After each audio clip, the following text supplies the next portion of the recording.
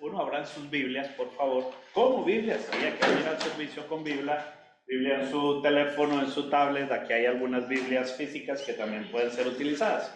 Entonces, abran sus Biblias, por favor, y ténganlas ahí a la mano. Inicialmente tenía la intención de que algunos de ustedes me ayudaran con la lectura de algunos versículos, pero como ha habido algunas otras cosas durante el servicio, pues el tiempo no nos daría. Entonces, yo voy a llevar toda la palabra. Sin embargo, en las próximas dos prédicas que me correspondan, sí voy a pedir ayuda, porque aquí, en esta iglesia, va a ayudar hasta el gato, y ese es un dicho colombiano. Todos vamos a contribuir. Bueno, entonces, lo que el Señor me ha dado es una serie a la que le he dado por título ¿Quién soy?, ¿de dónde vengo? ¿Y para dónde voy? ¿Quién soy? ¿De dónde vengo? ¿Y para dónde voy? Va a ser una serie de 3 prédicas inicialmente. ¿Por qué? De acuerdo con varios escritores cristianos, y en mi punto de vista también, uno de los mayores problemas que tiene el cristiano es su identidad. No ausencia de identidad, sino desconocimiento de su identidad. Y esto tiene que ver con estas preguntas que finalmente son las que se ha hecho toda la humanidad en todos los tiempos. ¿Quién soy? ¿De dónde vengo? ¿Para dónde voy? La ausencia de una respuesta clara y concreta a estas preguntas es lo que produce aquello que ha sido llamado angustia existencial. ¿Por qué? Porque no me encuentro, ¿cierto? No me encuentro. Decía Eduardo que uno de sus nietos decía, güey, yo voy al servicio y voy a los encuentros, voy a los camps, pero como que algo me falta. Eso hace parte de la identidad. Yo sé que estoy haciendo cosas, pero no tengo pleno conocimiento de por qué, o mejor aún, para qué lo hago. Entonces, esta serie de prédicas tienen como un objetivo central responder a esas 3 preguntas. ¿Quién soy? ¿De dónde vengo? ¿Para dónde voy? El día de hoy vamos a hablar de quién soy yo. Y debemos entender que estos 3 temas apuntan a 3 aspectos fundamentales en la vida cristiana. Son casi que cimientos, diría yo. 1, nuestro origen, de dónde venimos. Segundo, nuestro propósito. ¿Por qué estoy acá? Y tercero, nuestro destino. ¿Para dónde voy? ¿En dónde va a terminar todo esto? Entonces, de eso se va a tratar esa serie. De manera que la prédica de hoy, dentro de la serie ¿Quién soy? ¿De dónde vengo? ¿Y para dónde voy?, vas a poner como título, entre signos de pregunta o de interrogación, ¿quién soy yo? ¿Quién soy yo? Entonces, frente a esa pregunta, tú puedes tener respuestas. Bueno, yo soy Luis, ese es mi nombre, pero no me identifica realmente, no me define. Y a Esteban, ¿tú quién eres? Bueno, yo soy pastor. Bueno, ese es el rol que el Señor te ha dado dentro de la iglesia, ¿cierto? Le podemos preguntar a Raquel, ¿tú quién eres, Raquel? Bueno, yo soy la abuela de mis nietos. Bueno, eso es filiación. Y son cosas que aportan, pero que no definen la identidad de un cristiano. ¿Dónde podemos encontrar entonces la verdadera definición o explicación de nuestra identidad? En la Biblia. De manera que yo les quiero compartir en esta primera prédica, vamos a tener mucha palabra, 13 respuestas a interrogantes que los cristianos nos hacemos con respecto a quién soy yo, a mi identidad. Entonces, ¿quién soy yo? Lo primero, esta respuesta va contra el despropósito, que a mí me impactaba tremendamente lo que estaban hablando ahora y lo que decía Eduardo. Un chico dice, hago esto, pero no me encuentro, no me hallo. Eso puede ser interpretado como no encuentro la razón de, no encuentro el propósito, siento despropósito en mi vida. Pero sucede también con los adultos, y no es excepción el que seas un servidor en la iglesia, porque tengas mucha formación académica o tengas muchas ocupaciones laborales o de negocios en el trabajo. El punto central es cuál es el objeto de todo esto que yo hago. El Señor nos llama, como su iglesia, cuerpo de Él mismo, para buenas obras. Y lo primero que encontramos contra el despropósito es que la Escritura dice que somos sal de la tierra. Entonces, primero, escribirlo así, primero, sal de la tierra. Y eso es una respuesta de quién soy yo con respecto al despropósito. Sal de la tierra. Y encontramos el versículo que le da sustento a esta afirmación, es Mateo 5:13. Aquí se los voy a leer. Dice, ustedes, ¿quiénes son ustedes? ¿A quién se está refiriendo? A nosotros, a la iglesia. Ustedes, a nosotros, tú, ustedes son la sal de la tierra. ¿Alguien ha probado la sal? Con los alimentos, ¿verdad? Pero tiene otras funciones. Evita que los alimentos se pudran o se corrompan, por ejemplo. Es un mineral. Dice, pero si la sal pierde su sabor, ¿cómo lo recobrará? Ya no sirve para nada, sino para que la gente la deseche y la pisotee. Si te pones a buscar con juicio las funciones que tiene la sal en la cotidianidad, vas a encontrar que es un mineral bien importante y gran parte de tu buen estado de salud tiene que ver con los contenidos de sal en tu cuerpo. ¿Qué tal eso? ¿La consumimos? Sí, por supuesto. Consumimos sal, así es, nuestro cuerpo se nutre y puede mantenerse bien y en parte sano por la ingesta de minerales como la sal. ¿Qué pasa si la sal pierde su sabor? Pues, ¿para qué se la pones a los alimentos si no sabe bien? Nosotros somos la sal de la tierra y estamos acá fundamentalmente, con base en este versículo, para que la tierra no se corrompa. Entonces, tú te vas a encontrar con cosas como: estoy en un trabajo donde veo corrupción a mi alrededor. Yo acabo de pasar por una experiencia de esas. Estoy en un trabajo donde veo corrupción a mi alrededor y yo siento que no encajo. Y mi presencia ahí genera malestar. ¿Saben por qué sucede eso? Porque tú eres la sal de la tierra para evitar que la tierra se siga corrompiendo. Puedes sentirte un poco incómodo, así es, pero el Señor dice que nos envía como ovejas en medio de lobos.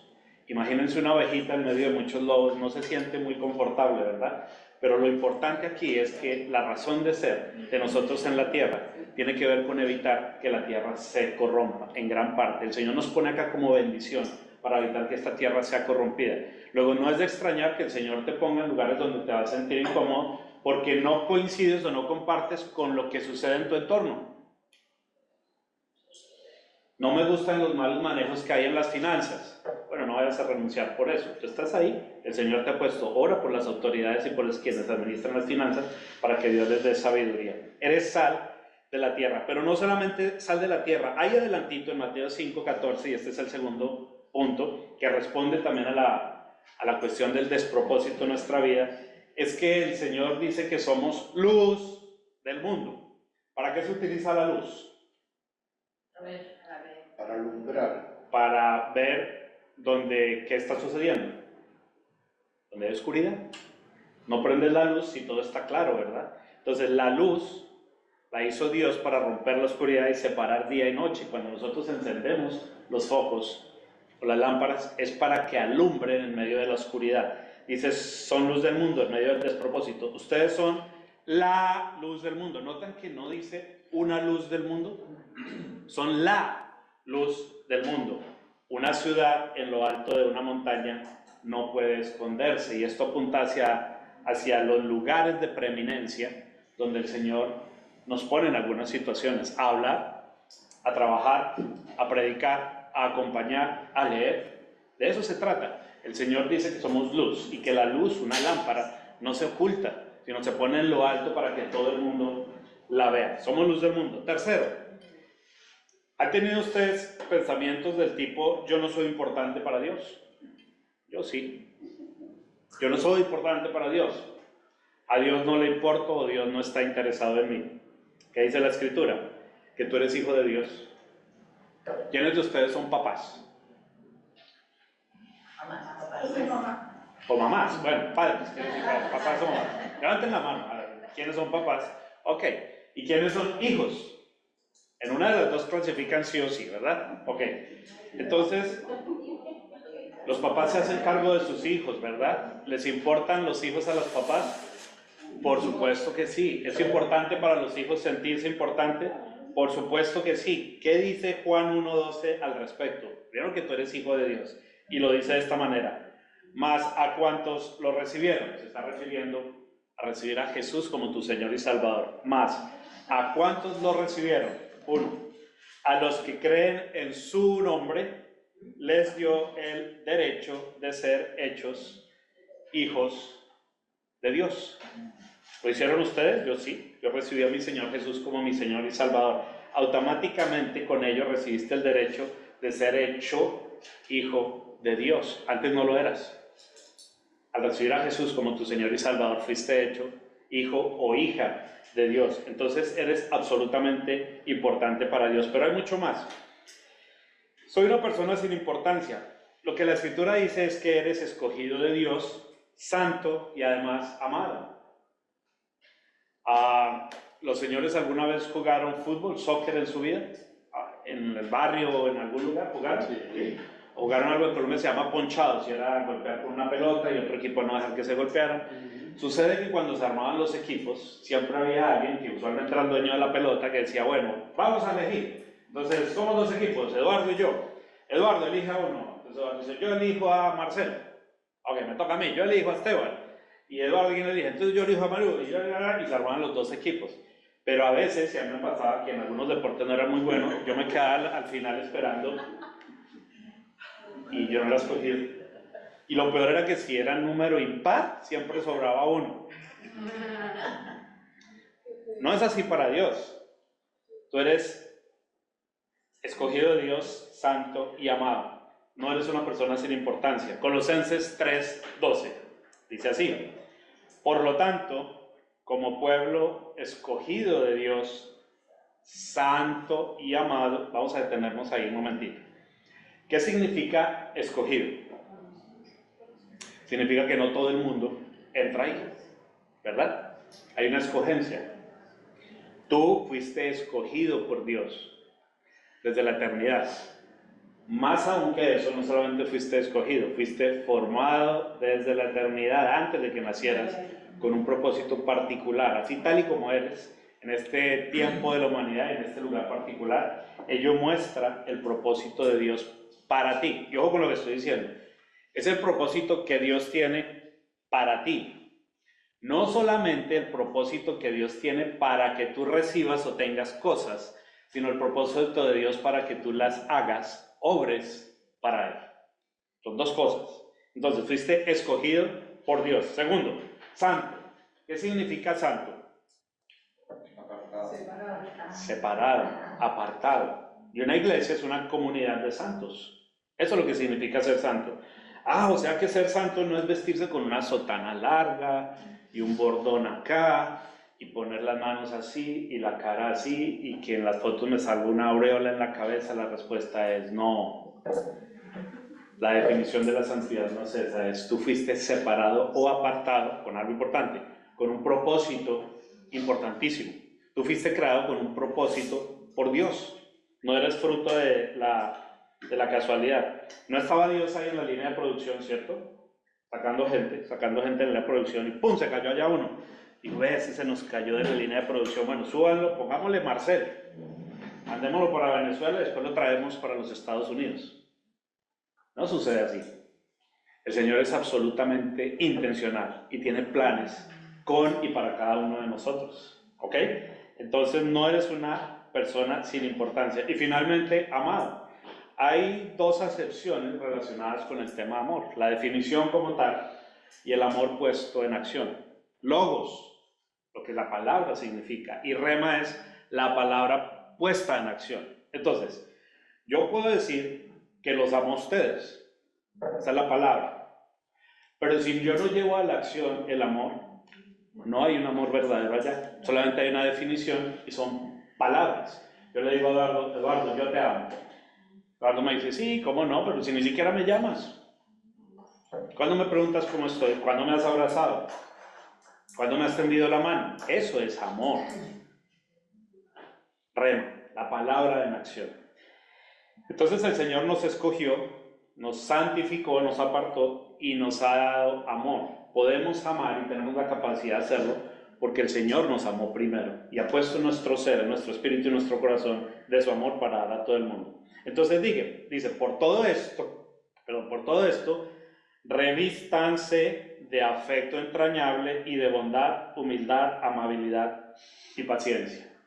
Ese es un llamado y una instrucción, ¿no?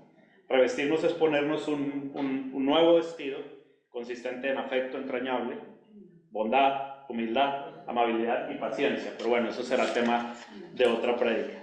¿Qué otras preguntas respondemos a la luz de la identidad de nosotros como cristianos? Entonces ese es el número 5. Esto va contra este pensamiento de estoy solo y desprotegido. Estoy solo en el mundo, no tengo quien me proteja.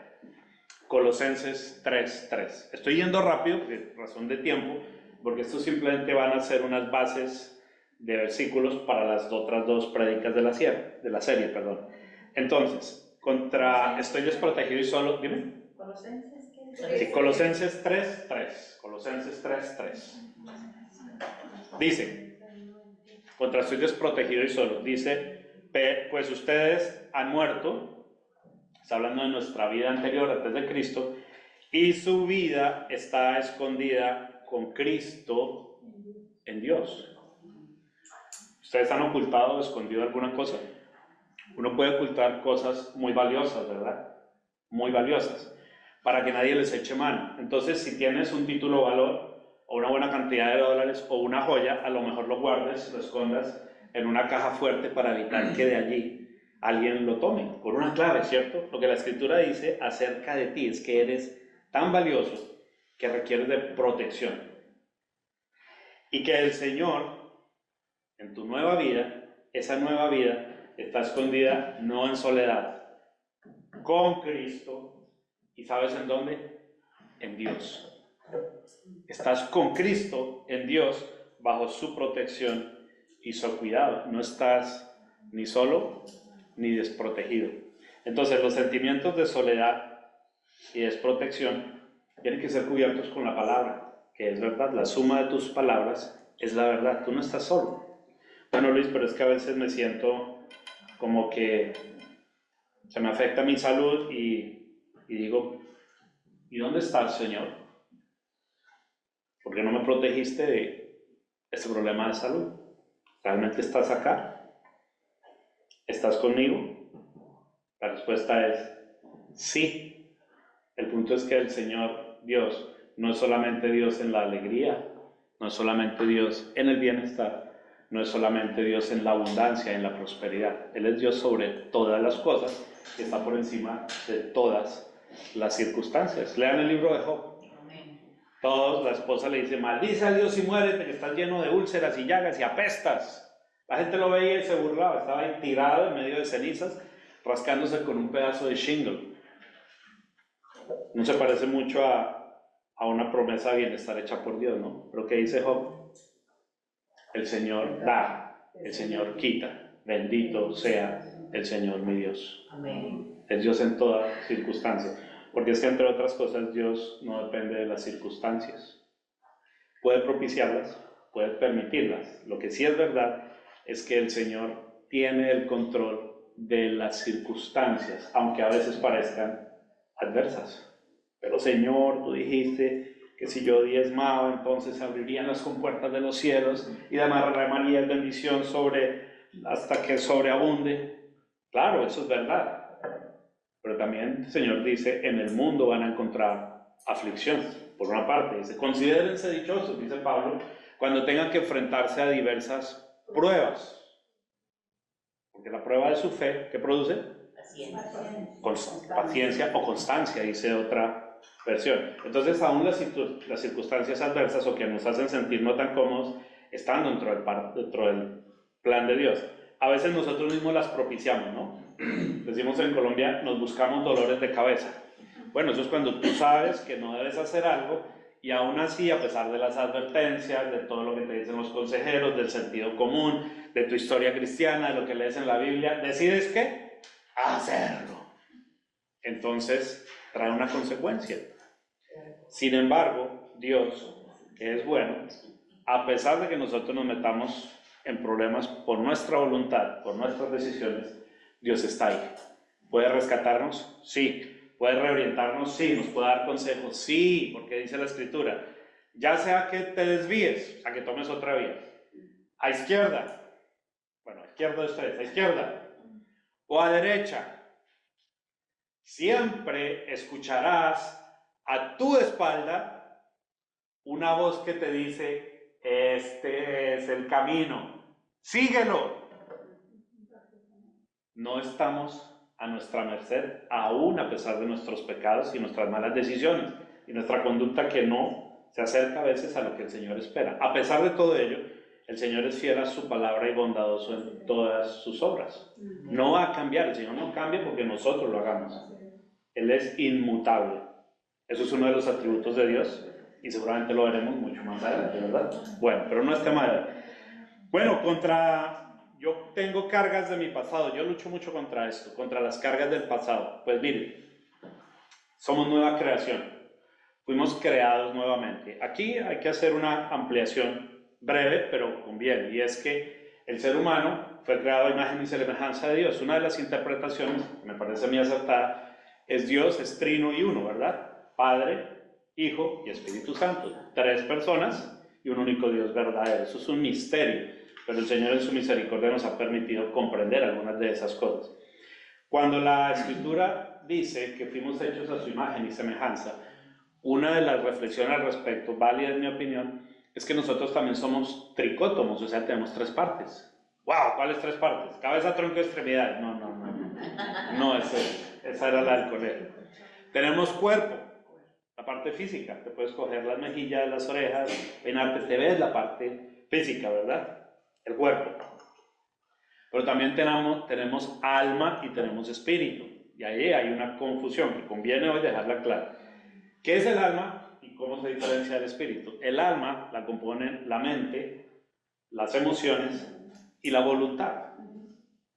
Mente, emociones y voluntad componen el alma.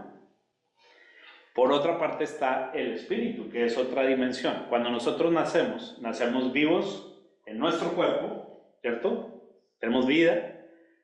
Vivos anímicamente, o sea, con alma, porque tenemos emociones y voluntad y mente cuando nacemos, eso está funcionando, pero nacemos muertos espiritualmente, en la tercera dimensión. Por eso el Señor le dice ¿cómo se llamaba el maestro con el que se reunió en el Monte de los Olivos? Nicodemo. Le dice a Nicodemo, mira, para que llegues allá, tienes que nacer de nuevo. Y todo un erudito de la palabra, una persona brillante y astuta además, le dice, pero ¿cómo puedo volver a entrar dentro de mi mamá para volver a nacer? Y si Jesús estuviera en esta época, le diría, hey, hello, de lo que te hablo es de un nacimiento espiritual, no físico. Ese nacimiento espiritual lo tenemos cuando recibimos a Jesús de Nazaret como nuestro Señor y nuestro Salvador. Ahí se completa nuestra tercera parte de la unidad del hombre. Cuerpo, alma y espíritu. Todos nacemos muertos espiritualmente. Es la consecuencia del pecado original de Adán y Eva, que será tema también de otra prédica. Cuando recibimos al Señor Jesús, nos quitamos ese problema de encima. Pero ¿saben qué sucede? Que las cargas de nuestra anterior vida a veces las seguimos arrastrando porque tenemos memoria. Esa memoria nos hace recordar las cosas que vivíamos y a veces justificarlas. Sin embargo, la Escritura dice, no traigan a la memoria los recuerdos de antaño, y se está refiriendo particularmente al tipo de vida que anteriormente teníamos, y ahí caemos. Yo caigo todos los días y todo el tiempo, y eso lo confieso públicamente y lucho contra eso. Pero bueno, el Señor es bueno, y aquel que empezó tan buena obra, estoy seguro de que será fiel en completarla en Cristo, ¿verdad?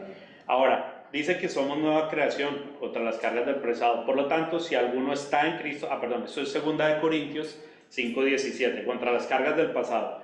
Por lo tanto, si alguno está en Cristo, ¿quién de ustedes está en Cristo? Todos.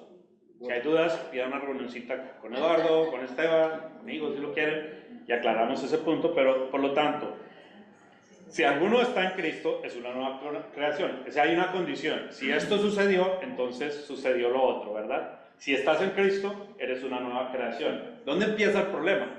En que somos una creación nueva que parte desde la óptica, desde el punto de vista espiritual, pero traemos memoria, emociones, problemas en el cuerpo, etcétera, que hay que ir cubriendo teniendo una vida nueva desde lo espiritual. ¿Qué dice el Señor? Lo viejo ha pasado, ha llegado ya lo nuevo. Una señora en Colombia a un señor, que después de pastor, hizo una pregunta. Yo no sé si estaba preguntando en serio o era en broma, pero yo no lo vi sonreírse. Entonces oró y dijo, Señor, desarrúgame. Desarrúgame, en serio. Después de oración, Señor, desarrúgame. ¿Será que está tomando del pelo o será que lo está diciendo en serio? No lo vi sonreírse. El punto es, si bien es cierto que el Señor está interesado en que tú tengas salud, por supuesto, las arrugas hacen parte del envejecimiento del cuerpo físico. Pero te tengo una muy buena noticia. Cuando estemos en presencia del Señor en la eternidad, ya en la Nueva Jerusalén y todo eso, no va a haber arrugas. Digan amén. Amén. Amén. No van a tener arrugas, ni se van a enfermar, ni se van a cansar, nada de eso va a suceder. Entonces a lo mejor el Señor nos desarruga ya, ¿verdad? Punto número 7. Entonces, el pastor le estaba pidiendo que se lo llevara. Desarrúgame, llévame contigo. y la verdad es que lo llevó, está en su presencia hace ya algún tiempo. Bueno, no estoy decir que por eso, no. Perdón, Señor, no quiero decir ninguna tontería. Pero ya está en presencia del Señor y seguro que allá está disfrutando mucho. Pero bueno, amigo mío. Estoy segurito de que sí. Sin mancha ni arrugas. Ok, el punto número 7, contra no tengo un lugar en la iglesia. Entonces, a mí me ha sucedido, de hecho a mi esposa a mí nos sucedió, antes de llegar a esta congregación y por 2 años, en razón de, en la mayoría de los casos, por invitaciones que nos hacían los pastores de otras iglesias, asistimos a sus congregaciones con el propósito de buscar una iglesia en la que pudiéramos arraigarnos. Decíamos, bueno, no es que seamos exigentes, pero hay unas cosas básicas en nuestra vida cristiana que necesitamos que estén presentes. Si no están, va a ser muy difícil, porque no voy a tener la misma visión, y si hay 2 visiones, eso se llama división, y donde hay división, hay ruido. Entonces, ¿qué nos pasaba? Que íbamos y nos sentíamos como una oreja en la frente, ¿no? Como que no es nuestro lugar, está bien, la gente está bien, gracias por la invitación, pero salíamos y la primera pregunta era, ¿qué piensas? No, no es acá, no es acá. Por supuesto que eran congregaciones adecuadas para las personas que allí se congregan y florecen y el Señor las utiliza, pero como el Señor tenía otro plan con nosotros, pues no nos daba tranquilidad en nuestro espíritu y en nuestro corazón de congregarnos allí. Entonces eso es lo que nos sucedía, como no encuentro un lugar, incluso en una de esas iglesias asistimos y nos invitaron a tomar un curso para servidores, para siervos, y tomamos el curso, pero al final decíamos, no es. Entonces sentíamos esto, no tengo un lugar en la iglesia. La buena y gran noticia y alegre noticia es que en esta iglesia sí tienes lugar. ¿Tienen lugar los niños? No los vieron montando el teatro y pintando y poniéndose la vestidura negra y actuando y toda la historia. Tienen un lugar. Es que el Señor no llama a las personas que están capacitadas para una tarea. Él capacita a las personas que llama. Aunque te ha dado talentos y dones, Él te va a capacitar. Bueno, sigamos. Entonces, no tengo un lugar en la iglesia. 1 Corintios 12, 27 dice, ahora bien, ustedes, está refiriendo a nosotros, ustedes son el cuerpo de Cristo. Está hablando de todos. Y luego en lo individual. Y cada uno es miembro de ese cuerpo. Tú eres miembro del cuerpo de Cristo. La colectividad, la iglesia es el cuerpo de Cristo y tú eres uno de sus miembros. Más adelante, ahí mismo, dice pues qué función tiene cada uno o algunos de los miembros. Entonces, las manos tienen una función, ¿verdad? Pero la oreja tiene otra. Pero la mano no es más miembro del cuerpo que la oreja o que un ojo. No lo es. Cada uno tiene una función particular definida y decidida por Dios desde la eternidad, desde antes de formarnos. La Escritura señala que desde antes de formarnos en el vientre, cuando el Señor nos entretejía en lo profundo de la tierra, dice, todos mis días estaban escritos en tu libro, aunque no existía ni uno solo de ellos. El Señor ha sido intencional contigo y eso hace parte de tu identidad. Ahora bien, ustedes son el cuerpo de Cristo y cada uno es miembro de ese cuerpo. Punto número 8, voy a toda velocidad porque el tiempo apremia. Dime. No. ¿Segura que no? Bueno, está bien. Punto número 9. 8. No, 9, ¿no? Bueno, Hiciste 2 puntos en uno. hice 2 puntos en uno. Ok, bueno, punto número 8. Entonces el 5 era escondido en Cristo con Dios, 6 nueva creación, 7 miembro del cuerpo de Cristo y 8 eres santo. ¿Correcto? ¿Me salté alguno? ¿Están ahí? Ok. Entonces, punto número 8, eres santo. Digan amén, por favor. Amén. Eres santo. Amén, digan amén, por favor. Amén. Gracias. Ok, eres santo. Esto es una visión de Dios en tu identidad contra aquella mentira de que eres un pecador que no tienes solución. No, pero yo que soy más malo que Caín borracho. No, si usted se imaginara los pecados que yo traigo, no, yo no puedo ir por ahí porque hasta preso me meten. Pues bien, la escritura no dice eso, dice algo diferente, dice que el Señor tomará todos tus pecados y los arrojará al fondo del mar. Es una forma de expresarlo, ¿no? Y nunca más se acordará de ellos. Claro, el Señor tiene memoria, lo que está diciendo es, el Señor no te va a recordar tus pecados. Tristemente nosotros sí lo hacemos, ¿cierto? Entonces, el punto es, tú eres santo y eso tumba la idea de que sigues siendo un pecador que no tiene solución. No es verdad. No es verdad. Día a día, en lo espiritual también hay evolución. Dice la Escritura, más la senda del justo es como la luz de la aurora, del amanecer, que va en aumento ¿hasta cuándo? Hasta que el día es perfecto. Y ese día perfecto será nuestro día de encuentro con el Señor Jesucristo. Ahí ya no nos tenemos que preocupar por el pecado, por la enfermedad y por la tentación. Ya no va a suceder. Pero mientras estemos acá como embajadores y peregrinos en la tierra, debemos entender que tenemos la posibilidad de ir evolucionando y mejorando. ¿Ok? Bueno, siguiente punto. Primera de Pedro 1, del 15 al 16. Dice, más bien, sean ustedes santos en todo lo que hagan, apartados del pecado, quiere decir en esta parte. Como también es santo quien los llamó. ¿Quién nos llamó? El Señor Jesucristo nos llamó, de tinieblas a luz, admirable, ¿no? Pues está escrito, sean santos porque yo soy santo. Ahora, no significa expresamente que tomemos a Jesús como el ejemplo para absolutamente todo. Eso no es posible, porque en Cristo cohabitan dos naturalezas, como hombre todo hombre y como Dios todo Dios.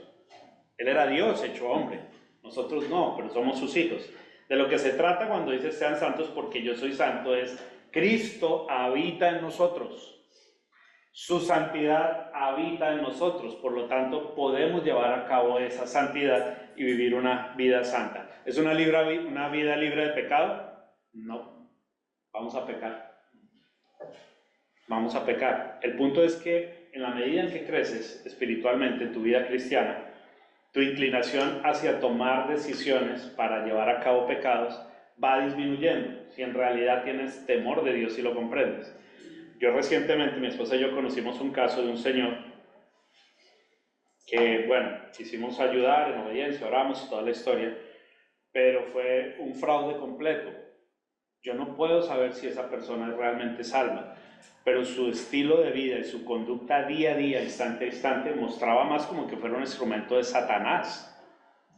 Oramos y el Señor nos dice, tienes al mal metido en tu casa, échalo. Pero ¿cómo sucede esto? Claro, el Señor le dio la oportunidad de regenerarse a pesar de que nos engañaron, él y su esposa nos engañaron con la teoría de que quería restaurarse y la verdad es que quería hacer cosas malas y las hizo durante 10 meses bajo nuestro techo y al final tuvimos que hacer todo a nuestro alcance para que se fueran de nuestra casa. El punto allí es que el Señor espera que todas esas cosas viejas que Él ya dijo que pasaron, tú no las sigas viviendo. Dice Pablo, el que robaba, que no robe más. Aléjate del pecado, considérate muerto al pecado. Lo viejo ha pasado, ha llegado ya lo nuevo. Bueno, vamos a otro punto.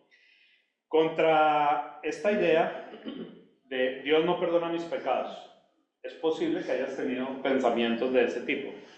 Mi pecado es tan grave, mi pecado es tan profundo, o lo he cometido tantas veces, que a mí me da hasta pena confesarlo delante de Dios. Queridos míos, Dios ya lo sabe. La confesión no es para informar a Dios. No es para dejarle saber, hey Señor, es que cometí este pecado, en serio, de verdad Luis. El Señor lo sabe absolutamente todo. El hecho de confesar un pecado ante el Señor es un proceso que tiene que ver con pedir perdón y recibirlo para que yo sea libre de esas cargas. ¿Hay consecuencias? Claro que las hay. Pero el Señor nos ayuda a sobrellevarlas y a tener una vida diferente en medio de esa consecuencia. Ahora, ahí, y una parte es, por favor, tengamos en cuenta lo siguiente. Existe ley divina y ley humana, y los pecados que cometemos delante de Dios, todos son iguales. Para Dios es tan grave mentir como asesinar a alguien. Así de simple, no hay una escala de pecados. En la Iglesia Católica nos hablaban de pecados veniales y no sé qué otras cosas. En el colegio a mí me enseñaron que había mentiras blancas y mentiras negras, y la blanca no era tan grave, pero la negra sí. Pero el mismo profesor decía mentiras a mi nombre y después me regañaba, y sucede en las familias, ¿no? No debes decir mentiras. Ok, pa. Pero si me llaman del banco, dices que no estoy. Te llaman del banco. Familia Martínez, sí, gracias, está tu papá, lo llamamos del banco. Sí, pero manda a decir que no se encuentra, que no está. Los pecados engendran muerte, pues la paga del pecado es la muerte. No importa de qué tamaño sea a nuestros ojos, el pecado delante de Dios tiene la misma dimensión. No así en la ley humana, y eso tenemos que entenderlo. Cuando pecamos, rompemos la comunión con Dios. Cuando cometemos un delito, la ley humana nos juzga diferente. No es lo mismo pasarse una luz roja que asesinar a una persona, ¿verdad? Si te pasas una luz roja, el policía te hace un ticket y vas y lo pagas. Pero asesinas a alguien, a lo mejor vayas a la cárcel y pagues una condena. De los pecados, nosotros hemos sido libres de la condena porque Cristo pagó por ellos el ticket. Jesús ya pagó por ellos. Y eso es parte de lo que debemos nosotros tener claro. Entonces, contra soy pecador, ¿qué dice la Escritura? Primera de Pedro 1 del 15 al 16. Dice, más bien, no, ya pasamos por ahí, ¿cierto? Ya lo leí. Sean ustedes santos en todo lo que hagan, como también es santo quien los llamó. Pues escrito está, sean santos porque yo soy santo. Ahora, cuando pienso, en razón de esto, que Dios no perdona mis pecados, y eso es otro pensamiento mentiroso que viene de Satanás, paréntesis.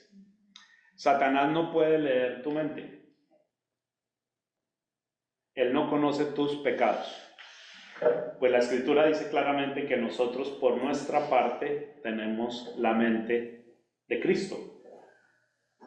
Satanás y los demonios no pueden leer tu mente. Ahora bien, ¿qué sí pueden hacer? Enviarte pensamientos mentirosos a través de estímulos, de lo que lees, de lo que escuchas, de lo que ves en televisión, de lo que ves con la calle, de lo que dicen otras personas, y observar cómo reaccionas. Y ahí es donde muestras dónde eres vulnerable delante del enemigo. Es. Por eso el Señor dice, sobre toda cosa guardada, guarda tu corazón. Si tu ojo es ocasión de pecar, arranca, no es que te arranques el ojo, es una forma de decirlo, arráncate de una mano, es cualquier cosa que te incite a generar pecado, córtala de tu vida. Todo aquello que tú puedas decidir delante de Dios en santidad, con entendimiento, con sabiduría, córtalo. ¿Qué tienes que cortar? Vamos a suponer algo. Acabamos de recibir los estados financieros de la iglesia, ahí está. Pero tú no estás diezmando. Eso es tu responsabilidad delante de Dios. ¿Qué dice el Señor al respecto? Me estás robando. Ay, pero si el resto de la gente está diezmando. No es que no falta nada de que ahí está. A Dios no le interesa la cantidad, sino la proporción. Y le interesa más allá de tu corazón. El diezmar es un acto de obediencia y a propósito, el único lugar donde Dios nos ordena probarlo es ahí en Malaquías, cuando habla del diezmo. Dice, pruébenme ahora en esto, no más. En ningún otro lugar dice que lo probemos. Bueno, si el Señor te dice que lo pruebes, si no estás diezmando, pruébalo. No tienes que venir acá y hacerlo públicamente para nada. Obedece a Dios con tus diezmos y tus ofrendas y revisa a ver si la palabra se cumple o no. Dios no perdona mis pecados. Segundo de Corintios 5, del 18 al 19. Dice, todo esto proviene de Dios, quien por medio de Cristo nos reconcilió consigo mismo y nos dio el ministerio de la reconciliación. Entonces fíjate que aquí hay varias cosas. Primero, el perdón de pecados proviene de Dios. Nadie más puede perdonar nuestros pecados. Claro, si tú pecas contra alguien, yo estoy hablando de Eduardo, que lo tengo aquí cerquita, yo pego contra Eduardo, lo que el Señor espera es que yo le pida perdón a él, pero que venga con Eduardo y le diga, Eduardo, perdóname. Ok, perdóname porque hice esto. El pedir perdón no es, Eduardo, si te ofendí, perdóname. Ah, no, pues así que gracias, le dejo a él la responsabilidad. No, es tú confiesas. No es el plano de los supuestos. Como así que si pequé contra ti, perdóname. No, yo pequé y te pido perdón. Ya Eduardo decide si me va a perdonar o no, pero yo hago mi parte delante de Dios, ¿verdad? Entonces nos ha dado el ministerio de la reconciliación, que tiene que ver con pedir perdón y perdonar. A algunos nos cuesta más trabajo. A mí me cuesta trabajo. Me cuesta trabajo. A veces digo, Señor, perdóname, pero ilumínalo o elimínalo, Dios, ¿verdad? No, Señor, eso no son cosas que yo deba decir. Pero es la verdad, yo no la voy a ocultar. Lucho contra eso y gracias por sus oraciones. Contra que Dios no perdona mis pecados, proviene de Dios, quien por medio de Cristo nos reconcilió consigo mismo y nos dio el ministerio de la reconciliación. Cuando nos entrega un ministerio, el ministerio se trata de ayudar a otros. Entonces acaban ustedes de ver un ministerio de mini ujieres con los niños entregando las libretas y los esferos, las plumas. Es un ministerio de mini ujieres lo que acaban de hacer. El Señor nos ha dado a todos el ministerio de la reconciliación. Esto es que en Cristo Dios estaba reconciliando al mundo consigo mismo, no tomándole en cuenta sus pecados. Ahí está. El Señor no está tomando en cuenta mis pecados y encargándonos a nosotros el mensaje de la reconciliación. Entonces, ten en cuenta lo siguiente: que hayas pecado no te inhabilita de ninguna manera para que ejerzas un ministerio. Otra cosa muy diferente es que peques y sigas pecando voluntariamente, insistentemente, permanentemente, porque ahí tienes un tema a resolver delante de Dios. Si sirves de esa manera, estás abriendo la puerta a que el enemigo venga y haga estragos. Ahora bien, el plan de Dios se cumple de todas maneras, pero tú tienes una responsabilidad en el cumplimiento del plan de Dios. Todo lo que tiene que suceder va a suceder, lo que está escrito va a pasar, pero lo que el Señor espera es que tú contribuyas porque haces parte de su equipo, lo representas, eres embajador de Cristo. Bueno, ¿qué más tenemos acá? Encargándonos a nosotros el mensaje de la reconciliación. Punto número 10, ya no nos quedan sino 3, dice yo no tengo propósito en mi vida. Entonces, bueno, yo vengo a la iglesia, pero y yo trabajo, y lloro, y el propósito de Dios no es ese. Eso hace parte de las actividades que tenemos que tener en esta tierra. Tengo que trabajar y ser productivo, punto.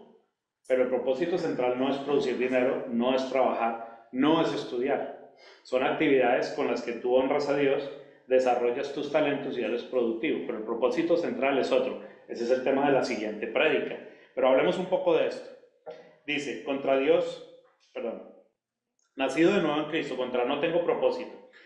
He nacido de nuevo en Cristo para, ya estamos empezando a hablar de propósito, hacer su obra. Efesios 2:10. Veamos qué dice. Dice, somos hechura de Dios, es decir, Dios nos hizo, ¿verdad? Creados en Cristo Jesús para buenas obras. ¿Sí notan que hay dos palabras diferentes? Hechura y creación. Bueno, las hechuras no tienen muchos detalles. Las hechuras no tienen muchos detalles, pero las creaciones sí tienen diseño, tienen profundidad. Una cosa no subsiste sin la otra. Fuimos hechos y creados por Dios con un propósito. ¿Cuál es ese? Para buenas obras, las cuales Dios dispuso de antemano a fin de que las pongamos en práctica. Entonces, las obras que debemos hacer, para las cuales fuimos hechos, ya Dios las dispuso. Hay tareas por hacer, lo dice el Señor. Mucha es la mies, la mezcla para pegar ladrillos, y pocos son los obreros. ¿Qué significa eso? Hay muchas tareas por hacer y pocas personas dispuestas a poner esas obras en práctica. Y eso está hablándole a la iglesia, ¿no? No está hablándole a los inconversos, sino a la iglesia. ¿Cuántas personas hay por rescatar? ¿Cuántas personas están muriendo sin que se les hable de Cristo? ¿Cuántos niños están siendo bombardeados toda la semana con mensajes que no provienen de Dios? Bueno, hay que desarrollar ministerio infantil. Hay que enseñar a la gente, hay que adiestrarla. Esas son las obras buenas que el Señor espera que hagamos acá en la tierra. Porque te tengo un dato. Ya cuando estemos allá con Él, ya eso ya no se va a hacer, ya no va a haber necesidad de hacerlo. Mientras estemos acá y seamos sus embajadores, es ahora, el día es hoy. Entonces dice, porque somos hechura de Dios, creados en Cristo Jesús, para buenas obras, las cuales Dios dispuso de antemano, a fin de que las pongamos en práctica. Ese es el versículo que da pie para todo el desarrollo de la prédica sobre el propósito. Veamos el punto número 11. Bueno. ¿Qué texto citaste, Efesios? 2:10. Se me perdió. Efesios 2:10. Efesios 2:10. Gracias, muchas gracias. Entonces, punto número 11, ya vamos a terminar, no se me desesperen. Contra la angustia que producen mis pecados. Eso es el sentimiento de culpa. Bien, cuando yo peco, tengo un sentimiento de culpa y me da angustia. Pero no estoy solo en ese proceso. Ya he sido justificado. ¿Qué significa eso? Yo cometí un delito, ¿verdad?, contra Dios. Hay una ley, yo la vulneré. Hay un fiscal o un acusador. Yo soy el acusado y tengo un defensor, que es el Señor Jesucristo. Fui hallado culpable en ese juicio. Fui hallado culpable. Y cuando se iba a ejecutar la sentencia en mi contra, que es la muerte, Jesús se para y dice: yo tomo el lugar de él.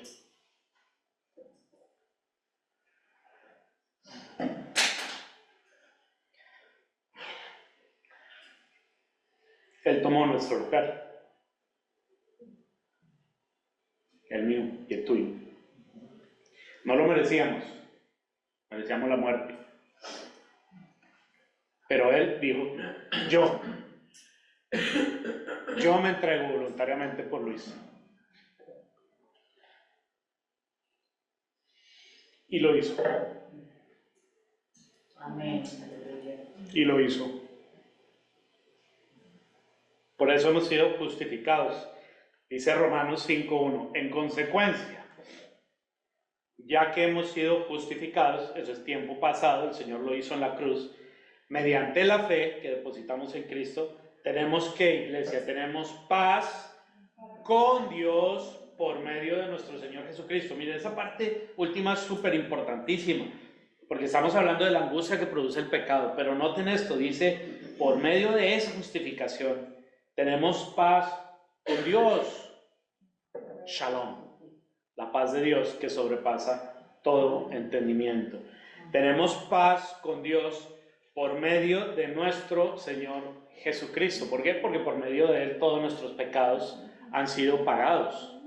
El pago por nuestros pecados, el rescate por nuestra vida, eso fue hecho, fue pagado por nuestro Señor Jesucristo. Solamente por medio de Él podemos tener paz con Dios, no hay otro. No sirve la meditación trascendental, no sirve ponerse al día con IRS, no sirve, no, esas son cosas que hay que hacer, pero en definitiva solamente podemos tener paz con Dios por medio de nuestro Señor Jesucristo. Ahora, 12, soy redimido y perdonado. Ya estamos terminando. Contra aquello de no puedo pagar por mis pecados, tú no tienes que hacerlo.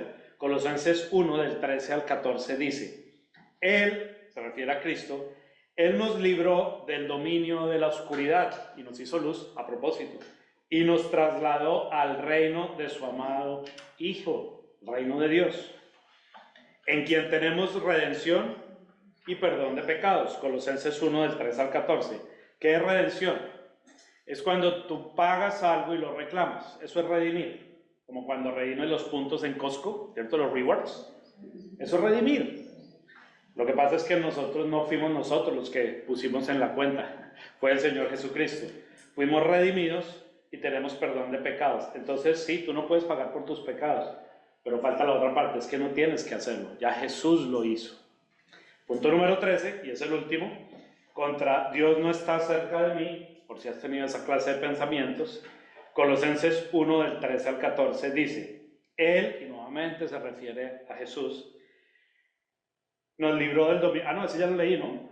Ah, no, creo que ahí confundí la cita. No, ahí confundí la cita. Bueno, se las debo para iniciar porque es el principio de la siguiente prédica. Ahí confundí la cita. Soy unido con el Señor y soy uno con Él en el Espíritu. Voy a leerles Efesios 1 del 3 al 14 como conclusión. Tiene como título Bendiciones espirituales en Cristo. El último punto, ¿cómo lo llamaste? Unido con el Señor, estoy unido con el Señor y soy uno con Él en el Espíritu. Pero les debo, ahora lo podemos enviar el versículo por WhatsApp, ¿cierto? Eso es acerca de Dios, no está cerca de mí. Sí, se los prometo para más tardecito. El 13 es Dios está cerca de mí.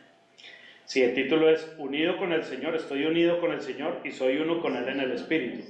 Esa verdad va contra aquel pensamiento de Dios no está cerca de mí. ¿Sí? Les debo el versículo, se los enviamos más tarde por WhatsApp.